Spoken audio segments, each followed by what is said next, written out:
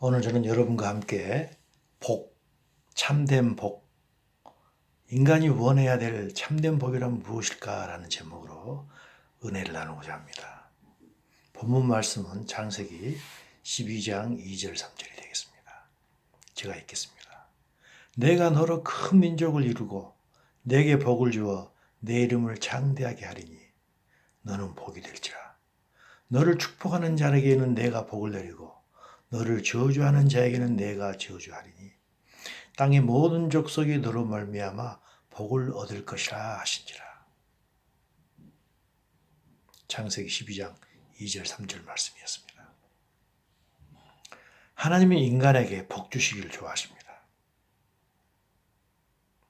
하나님께서는 인간을 처음 창조하실 때 최초 인간인 아담을 창조하실 때 이렇게 말씀하셨습니다. 하나님이 그들에게 복을 주시며 하나님의 그들에게 이르시되 생육하고 번성하여 땅에 충만하라. 창세기 1장 28절 말씀이죠. 그 후로 인간은 죄를 지었습니다. 그래서 노아의 시대에 홍수를 받았는데 그때에도 홍수가 끝난 후에 하나님께서 또 복을 주셨습니다. 창세기 9장 1절입니다. 하나님이 노아와 그 아들들에게 복을 주시며 그들에게 이르시되 생육하고 번성하며 땅에 충만하라. 아담에게 복 주셨던 하나님께서 노아의 후손들에게 똑같은 복을 주셨던 것입니다. 그런데 노아의 홍수 약 100년이 지났습니다. 그러자 노아의 자손 중 함의 자손이 주동이 되어서 바벨탑을 쌓고 하나님을 대적하기 시작합니다. 그러자 하나님께서 그들에게 언어를 서로 다르게 하여서 그들을 흩으십니다. 그 후에 하나님께서는 아브라함을 부르십니다. 창세기 12장 이야기입니다. 그리고 아브라함에게 복을 주시겠다고 아까 약속했던 것입니다. 방금 읽었던 창세기 12장 2절 3절 내용인 것입니다. 그렇다면 하나님께서 아브라함에게 주고자 하셨던 그 복은 구체적으로 어떤 복이었을까요? 그리고 하나님께서 아브라함으로 말미암아 땅의 모든 족속이 복을 받는다고 했는데 그 복은 어떤 복일까요? 궁금하지 않습니까? 우리는 우리가 원하는 복이 아닌 하나님께서 우리에게 주시기 원하는 복, 그 복이 무엇인가를 알아야 되고 그 복을 받기 위하여 애를 써야 될 줄로 압니다. 왜냐하면 이 복이 참된 복이기 때문인 것입니다. 우리 모두는 행복한 사람이 되기를 원합니다. 복된 삶을 되기를 원합니다. 자신뿐 아니라 자자손손 복된 삶을 살기를 원합니다. 그래서 자신의 재산을 다 물려주지 않습니까? 참된 행복한 사람은 어떤 사람일까요? 참으로 복받은 사람은 어떤 사람일까요? 흔히 말하는 부귀영화, 그 부귀영화가 참된 복일까요? 물론 그 부귀영화 좋은 것입니다. 복입니다. 그러나 대부분의 경우 그 부귀영화가 필요한 만큼만 있을 때 그때가 복이 되는 것입니다. 자신의 능력에 벗어나서 너무 많은 재물을 갖고 있을 때 그 복은 결코 자신에게 복이 되지 않습니다. 이런 경우 우리는 너무 왕왕 보고 있지 않습니까? 하지만 우리들은 저 자신을 포함해서 모든 사람들은 자신의 능력에 벗어날 만큼 큰 부자가 되기를 원합니다. 전도서 5장 13절에 보면 재미있는 말이 있습니다. 내가 해 아래에서 큰 폐단되는 일이 있는 것을 보았느니 곧 소유주가 재물을 자기에게 해가 되도록 소유하는 것이라. 어떤 사람이 그 재물을 소유했는데 그 재물로 인해서 자기가 해를 본다는 것입니다. 실제로 그런 경우가 많죠. 그리고 보통 자기 자신의 재물에 대해서 만족하는 경우는 상당히 드뭅니다. 유명한 말이 있죠. 전도서 5장 10절입니다. 은을 사랑하는 자는 은으로 만족하지 못하고 풍요를 사랑하는 자는 소득으로 만족하지 못한다고 했습니다. 만족해하는 경우를 별로 보지 못했습니다. 그러면 부귀영화가 그 사람에게 복인가요? 아니죠. 이 세상에서 최고의 부귀영화를 누리고 또 최고의 지혜를 자랑했던 사람이 있습니다. 솔로몬입니다. 그 사람이 이렇게 이야기를 합니다. 헛되고 헛되며 헛되고 헛되니 모든 것이 헛되도다.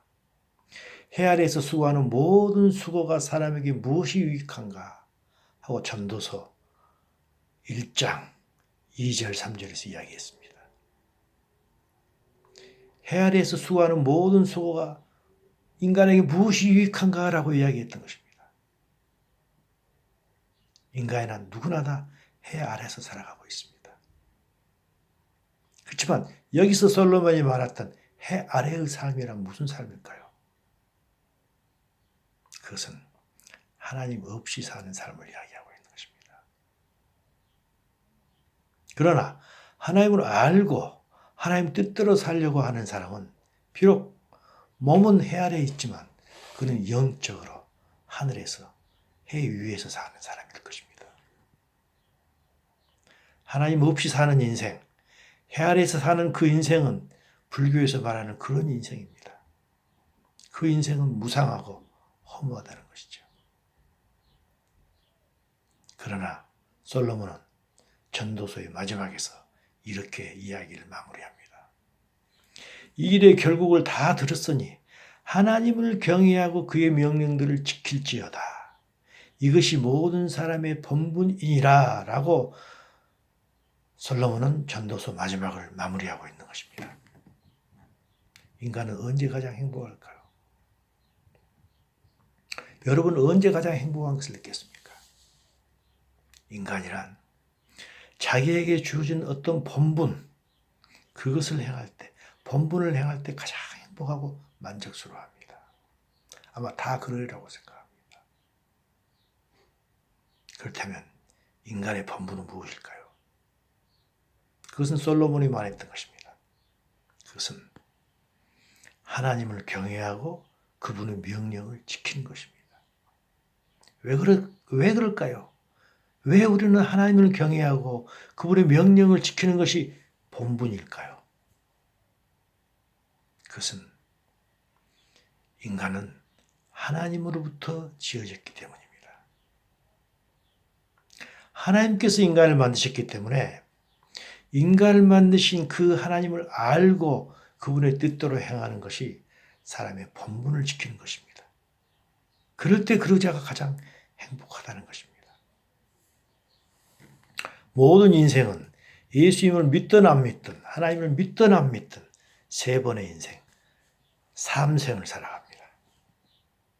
첫 번째 인생은 어머니 뱃속에서 10개월을 살아갑니다.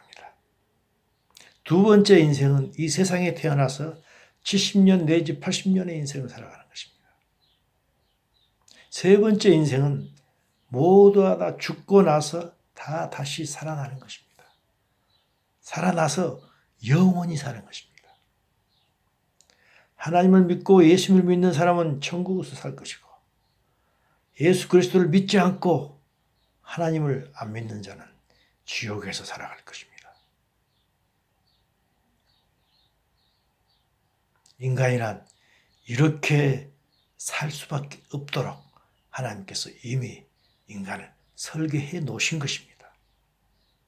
우리는 인간은 단지 설계된 대로 살아가는 것뿐입니다.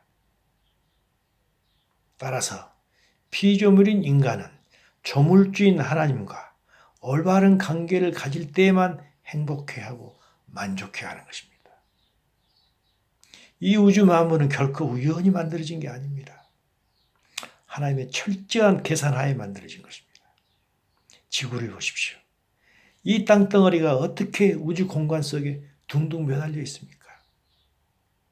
하다못해 조그마한 사과도 떨어지지 않습니까? 근데 이렇게 큰 땅덩어리 지구가 어떻게 우주 공간 속에서 매달려 있습니까? 그것도 뱅뱅 돌고 태양 주위를 또 공전하고 있지 않습니까? 어떻게 중력의 법칙을 이깁니까? 하나님께서는 만유인력의 법칙을 주시지 않습니까? 하나님께서 그 법칙을 주셨기 때문에 지구는 공간 속에서 마치 매달려 있는 것 같이 떠 있으면서 공전자전을 하는 것입니다. 지구가 공전하지 않고 자전하지 않는다면 인간은 살 수가 없을 것입니다. 인간을 살 수 있도록 하기 위해서 하나님께서 그렇게 철저한 계산으로 만들어 놓으신 것입니다. 태양과 지구의 거리를 보십시오. 태양과 지구가 조금만 지구보다 가깝다고 하면 인간은 뜨거워서 살 수 없다고 합니다. 만약에 조금만 더 먼다면 추워서 살 수 없다고 그렇습니다. 바닷물에 밀물과 썰물을 보십시오. 바닷물이 들어왔다 나갔다는 그 물의 양이 얼마나 많습니까? 얼마나 많습니까? 그 많은 양의 물이 어떻게 매일 일정하게 들어왔다 나갔다 움직일 수 있습니까? 그 법칙을 누가 만들었을까요? 우연히 그렇게 됐을까요? 대기 중에 산소의 양을 보십시오. 21%라고 합니다. 만약에 산소의 양이 21%가 아니고 20%라든지 만약에 그게 23%라면 인간은 살 수 없다고 그렇습니다. 우연히 21%가 됐을까요? 인간의 귀에 청력의 한계를 보십시오. 만약에 인간의 청력이 지금보다 훨씬 뛰어나다면 인간이 과연 살 수 있을까요? 살 수 없습니다. 지구가 돌아가는 그 소리 너무너무 크다고 합니다. 그 소리를 우리는 벽에낼 수 없을 것입니다. 하나님께서 이렇게 인간이 살 수 있도록 모든 것을 다 철저하게 계산해 놓으신 것입니다. 인간이 태어나고 성장하는 과정을 보십시오. 얼마나 신비스럽습니까? 인간이란 원숭이에서 진화된 게 결코 아닌 것입니다. 이 세상은 하나님께서 만드셨고 특히 인간은 하나님께서 어떤 특별한 목적을 가지고 만드신 것입니다. 그 하나님 안에 모든 진리가 있고 하나님 안에 인간에 대한 모든 계획이 있는 것입니다. 그렇기 때문에 인간이란 그분의 말씀대로 사는 자, 그런 자가 가장 행복하고 복 있는 자가 되는 것입니다.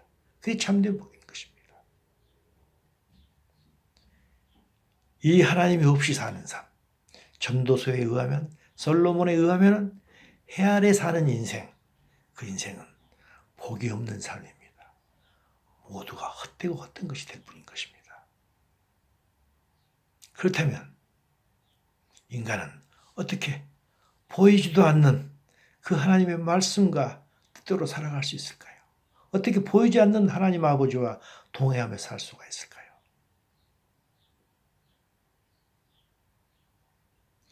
보이지도 않는 하나님께 우리가 인간이 어떻게 나아갈 수 있겠습니까?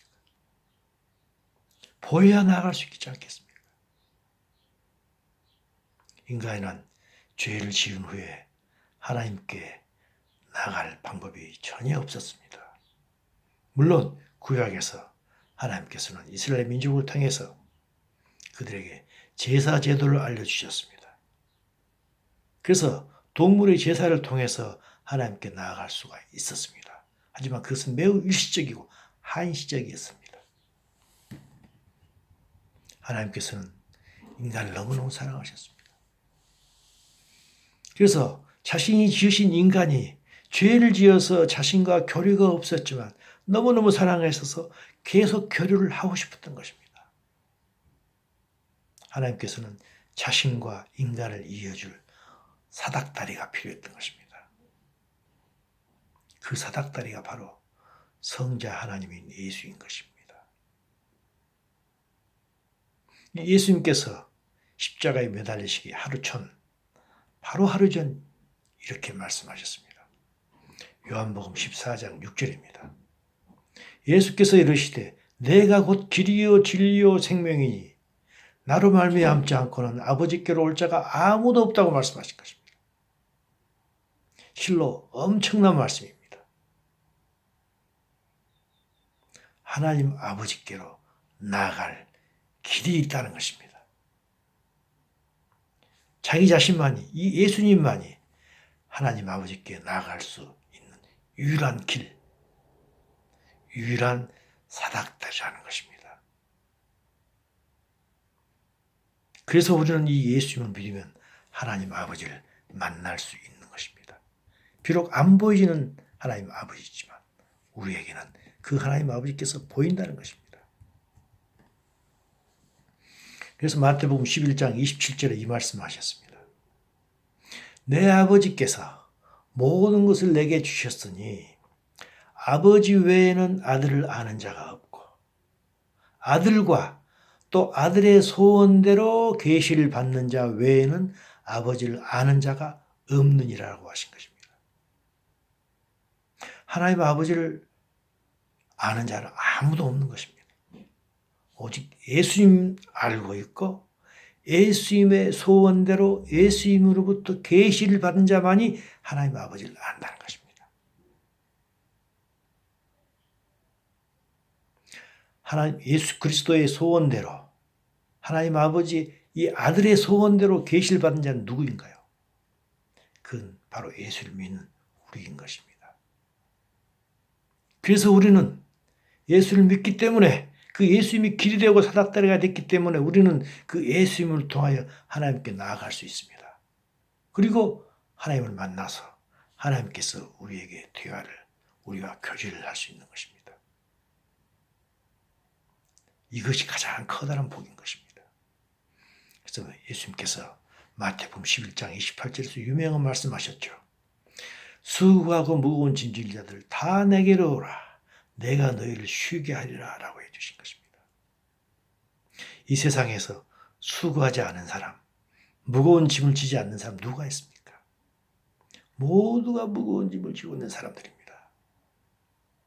우리가 예수께 나아가면 예수님께서 우리를 하나님 아버지와 교제할 수 있도록 해주신 것입니다.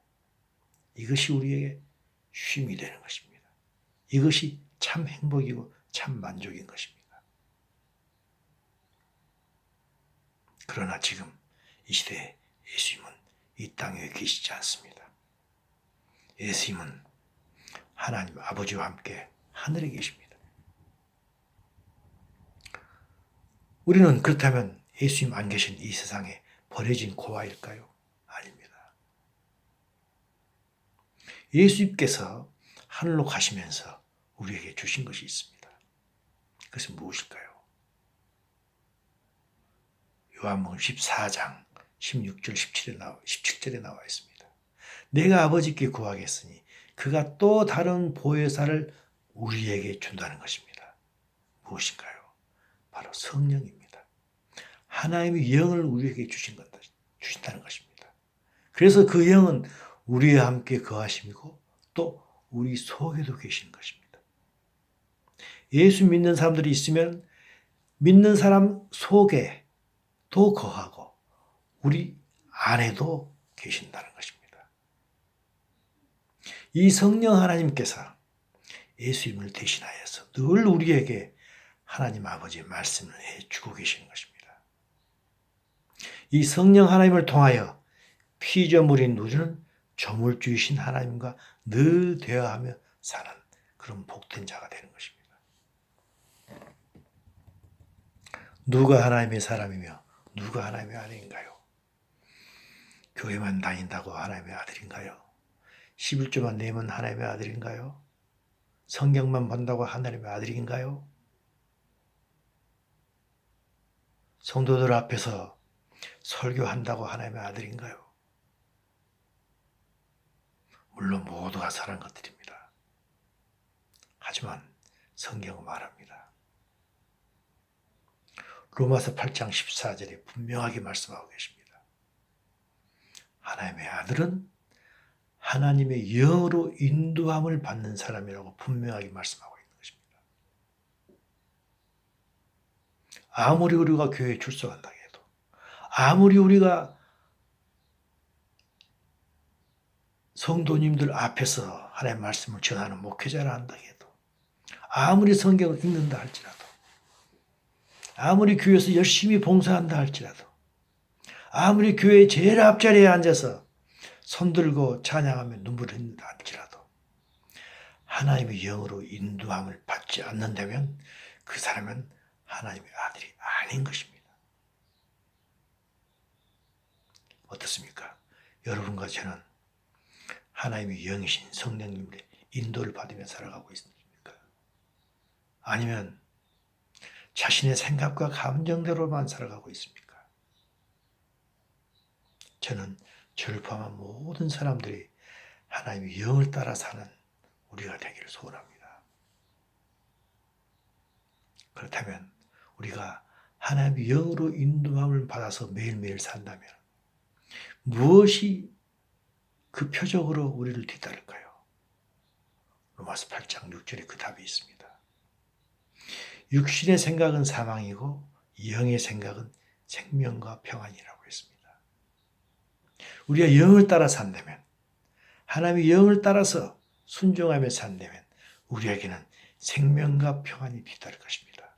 생명이란 무엇인가요? 하나님의 생명을 이야기하고 있습니다. 우리가 늘 성령 충만하여서 이 하나님의 성령으로 돌아서 살아간다면 우리는 하나님의 생명으로 충만해질 것이며 또한 우리에게는 평안이 있을 것입니다. 이 세상에 줄 수 없는 평강 속에서 우리는 살아갈 것입니다. 매일매일은 아니지만, 매 순간순간은 아니지만 우리는 간혹 또는 사람에 따라서 자주 성령을 쫓아 살아갑니다. 그럴 때 우리는 무엇을 경험했습니까? 하나님의 생명이 충만한 걸 느낍니다. 마음속에 편함을 느낍니다. 우리 모두의 경험인 것입니다. 성경은 절대 과장하지 않습니다. 헛붕 떨지 않습니다. 우리가 경험할 수 있는 사실과 실제만을 이야기합니다. 자기가 경험하지 못했다고 해서 성경은 과장된 책이야 라고 해서는 안 될 것입니다. 물론 우리가 성령을 쫓아 산다 하지만 우리 역시 이 세상에 살고 있기 때문에 때로는 슬픔과 고통 속에 살아갑니다. 그러나 그 슬픔과 고통과 고민은 우리를 오랫동안 점령하지 못합니다. 왜 그렇습니까? 성령 하나님께서 우리 속에 계셔서 우리에게 진리를 생각나게 하기 때문입니다. 이 땅은 어떤 곳이고 앞으로 우리가 갈 곳은 어떤 곳인지 그걸 생각나게 합니다. 그 사실이 생각나면 우리는 슬픔과 고통 속에서도 금방 위로와 평강을 느낍니다. 왜 그렇습니까? 우리는 우리가 앞으로 갈 그곳을 알고 있기 때문입니다. 이 땅의 주인은 누구인가요?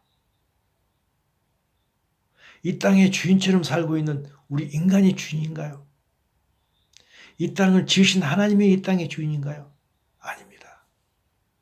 사탄입니다. 하나님께서는 이 세상을 지으시고 인간에게 이 세상을 주셨습니다. 그러나 인간은 사탄의 속임수에 빠져서 이 세상을 사탄에게 넘겨주게 됩니다. 그래서 이 세상의 주인은 한시적으로 사탄인 것입니다. 따라서 이 세상은 사탄의 성품 그대로 변해버린 것입니다. 사탄은 우리에게 고통을 주고 사망을 주는 것입니다. 그래서 이 세상은 고통과 사망의 바다가 되어버린 것입니다. 이 땅에서 어떤 참된 행복이나 참 만족을 구하는 것은 바닷물 속에서 갈증을 해소하려는 것과 똑같은 것입니다. 이 땅에서 참된 만족은, 참된 행복은 결코 없는 것입니다. 왜냐하면 방금 말씀드렸듯이 이 땅은 이미 사탄의 것이 되어버렸기 때문입니다. 저주받았기 때문입니다. 창세기 3장 17절 하나님께서 말씀하고 계십니다. 아담에게 이르시되 내가 너에게 먹지 말라는 나무의 열매를 내가 먹었은즉 땅은 너로 말미암아 저주를 받고 그랬습니다. 이미 아담과 하와 시대 때부터서 이 땅은 저주를 받았던 것입니다. 너로 말미암아 저주를 받고 너는 내 평생에 수고하여야 그 소산을 먹으리라 라고 하셨습니다. 평생 수고해야 되는 것입니다. 얼굴에 땀을 흘려야 먹을 것을 먹으리니 하셨던 것입니다. 이 땅에서 참된 만족은 결코 찾을 수가 없는 것입니다. 그러나 비록 이 땅이 저주받은 땅이지만 우리가 이 땅에서라도 예수님을 믿으면 하나님 아버지 영이신 성령님이 우리 안에 들어와 계십니다. 그래서 우리는 이 땅의 주인인 사탄과 아무런 상관이 없이 하나님 아버지와 교제를 통해서 늘 하늘나라를 누리며 살아갈 수 있는 것입니다. 물론 이 땅에서 살고 있기 때문에 아직은 온전하지 못하지만 과거에 누리지 못했던 그런 복된 삶을 살게 되는 것입니다. 왜냐하면 비록 발은 이 땅을 딛고 살지만 우리의 마음은 하늘을 바라보며 살기 때문입니다. 사도 바울은 진즉 이 사실을 깨우쳤습니다. 그래서 에베소서 2장 5절 6절을 통해서 우리에게 말씀하고 계십니다. 허물로 죽은 우리를 그리스도와 함께 살리셨고 살리실 뿐만 아니라 또 함께 일으키사 우리를 그리스도 예수 안에서 함께 하늘에 앉히셨다고 그런 것입니다. 우리는 비록 이 땅에 살아가고 하고 있지만 영적으로는 하늘에 앉아 있는 것입니다. 솔로몬이 말했던 해 아래에서 사는 자가 더 이상 아닌 것입니다. 우리는 영적으로 하늘에 있는 자가 된 것입니다. 왜냐하면 우리는 이미 성령 하나님과 대화를 하기 때문입니다. 그러나 조금 있으면 실제로 우리 몸까지도 하늘에 있는 자가 될 것입니다. 예수님 재림하시면 그때 우리의 몸은 영의 몸으로 변화될 것입니다. 사도 바울 고린도전서 15장 42절 44절을 제가 읽겠습니다. 죽은 자의 부활도 그와 같으니 썩을 것으로 심고 우리 이 육신은 썩을 것입니다. 썩을 것으로 심지만 썩지 아니할 것으로 다시 살아날 것입니다. 욕된 것으로 심을 것입니다. 우리 몸은 욕된 것입니다. 하지만 영광스러운 것으로 다시 살아나며 약한 것으로 심고 강한 것으로 다시 살아나며 육의 몸으로 심고 신령한 몸으로 다시 살아나나니 육의 몸이 있은즉 영의 몸도 있다는 것입니다. 예수님 오실 때 우리 육의 몸은 영광스러운 영의 몸으로 다시 부활돼서 살아날 것입니다. 그래서 사탄의 세상이 아닌 하나님의 나라에서 하나님 아버지와 함께 영원히 살 것입니다. 이것이 우리의 구원의 완성이며 이것이 참된 복인 것입니다. 결론을 내리겠습니다. 우리가 읽었던 창세기 12장 2절 3절에서 하나님께서는 아브라함에게 복을 주신다고 했고 아브라함으로 말미암아 천하 만민이 복을 얻는다고 했습니다. 그렇다면 하나님께서 아브라함에게 주신 그 복은 무엇이었을까요? 창세기 21장 22절에서 아브라함과 대적관계에 있었던 사람, 아비멜렉과 그 군대장관 비골이 아브라함에게 말하여 이르되라는 말이 있습니다. 창세기 21장 22절입니다. 아브라함과 대적관계에 있었던 제3자가 하는 이야기입니다. 내가 무슨 일을 하든지 하나님이 너와 함께 계시도다 라고 했던 것입니다. 하나님이 우리와 함께 계시는 게 아브라함에게 주신 하나님의 복이었던 것입니다. 근데 하나님께서는 그러셨죠. 아브라함을 통하여 천하 만민이 복을 받는다고 했습니다. 천하 만민이 누구인가요? 저희들입니다. 아브라함의 후손인 것입니다. 그러면 아브라함을 통하여서 천하 만민이 받을 그 복은 무엇인가요? 그것은 아브라함의 후손인 예수님을 통하여서 이 땅에서 성령 하나님과 동행하여 생명과 평강을 누리는 바로 그것이 천하 만민이 받을 복인 것입니다. 이것이 예수님 재림하시기 전에 지금 이 땅에서 누릴 수 있는 참된 복인 것입니다. 그렇다면 우리는 어떻게 하면 구체적으로 성령 하나님과 동행하는 참된 복을 누릴 수 있을까요? 쉽지 않은 이야기입니다. 성령 하나님과 동행하는 법, 이것을 다음 편 마국과 맺지 4편에서 다루도록 하겠습니다. 하나님의 은혜와 평강이 하나님을 더욱 많이 알아감으로 여러분의 가정에 더욱 더 넘치시기를 간절히 기원합니다.